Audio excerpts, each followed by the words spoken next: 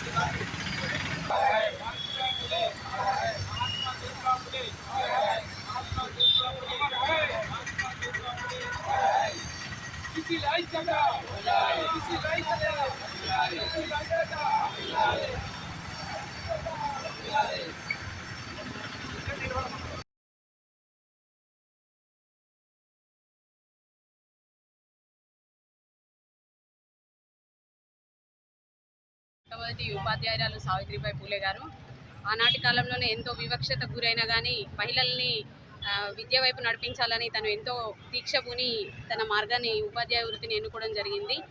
ఆమె ఉపాధ్యాయ వృత్తిని నెరవేర్చడానికి పోయే సమయంలో మిగతా వాళ్ళు అడ్డుకునే దానిలో భాగంగా మీద పెండ నీళ్ళు చల్లడము, అటువంటి వాటికి ఎదురొడ్డి ఇంకో చీరని కూడా సిద్ధంగా పెట్టుకొని పోయి ఆమె అక్కడ వాళ్ళని ఎడ్యుకేట్ చేయడం జరిగింది. నేటికి కూడా మహిళలపైన అనేక చోట్ల దాడులు, లైంగిక దాడులు జరుగుతున్నాయి, భౌతిక దాడులు జరుగుతున్నాయి. మహిళలు ముందుకొచ్చిన వాళ్ళు ముందుకొస్తున్నారు, వెనుకబడిపోయిన వాళ్ళు ఇంకా అణగారే స్థితిలో ఉన్నారు. మహిళా వివక్ష అనేది ఇంకా సమాజంలో చాలా వరకు నెలకొని ఉంది. దాన్ని అంతటిని రూపుమాపి సావిత్రిబాయి పూలే ఆదర్శాలను మనం అందరం వంట పట్టించుకుని ముందుకు సాగాల్సిన ఆవశ్యకత ఎంతైనా ఉంది. సావిత్రిబాయి పూలే 129వ జయంతి టీఎన్జిఓస్ పక్షాన ఘనంగా నివాళులు అర్పించడం జరిగింది. మరి బీసీ సంఘం అధ్యక్షుడు మరి కార్యదర్శి కూడా క్లాక్ టవర్ సెంటర్లో చాలా ఘనంగా నివాళులు అర్పించడం జరిగింది. మరి వారి విగ్రహాలను కూడా మంచిగా అరేంజ్మెంట్ చేయడం జరిగింది. వారికి మా టీఎన్జిఓస్ పక్షాన కృతజ్ఞత తెలియజేస్తున్నాను. సావిత్రిబాయి పూలే 1831లో జన్మించి 1897లో మరణించడం జరిగింది. ఆమె మరణం ప్లేగ్ వ్యాధితో సేవ చేయడం వల్ల విద్యార్థులకు అది సోకి మరణించడం జరిగింది. ఆమె ఎవరైతే సమాజానికి జీవితాలను అంకితం చేస్తారో వారు మహానుభావులుగా నిలిచిపోతారు. ఈ సావిత్రిబాయి పూలే కూడా వారిని ఆదర్శంగా తీసుకొని స్త్రీమూర్తులు భవిష్యత్తులో సావిత్రిబాయి పూలే 129వ వర్ధంతి సందర్భంగా శుభాకాంక్షలు తెలియజేస్తా ఉన్నాం. సావిత్రిబాయి పూలే ప్రథమ పాఠశాలను మహిళలకు స్థాపించడమే కాదు, ఆ రోజు ఉన్నటువంటి పరిస్థితులలో సంఘ సేవకురాలిగా అనేక మందికి సేవలు అందించడం అనేది జరిగింది.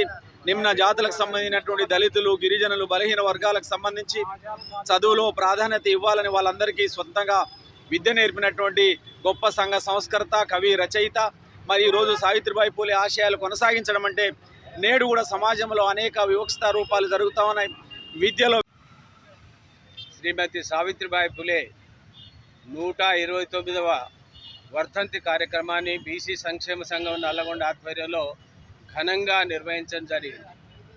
ఈమె కవి, రచయిత్రి, అదేవిధంగా సంఘ సంస్కర్త. అయితే ఈమె భారతదేశపు తొలి మహిళా ఉపాధ్యాయులు.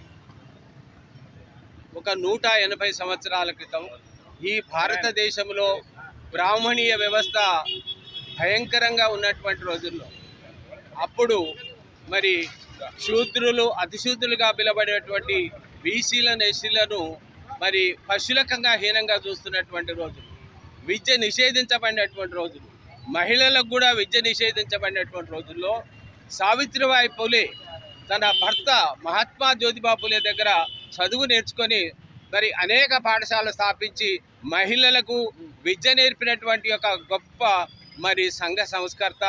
ఆనాడు ఆమె చదువు నేర్పినప్పుడు అనేక మంది ఆమెకు అనేక అడ్డంకులు కలిపి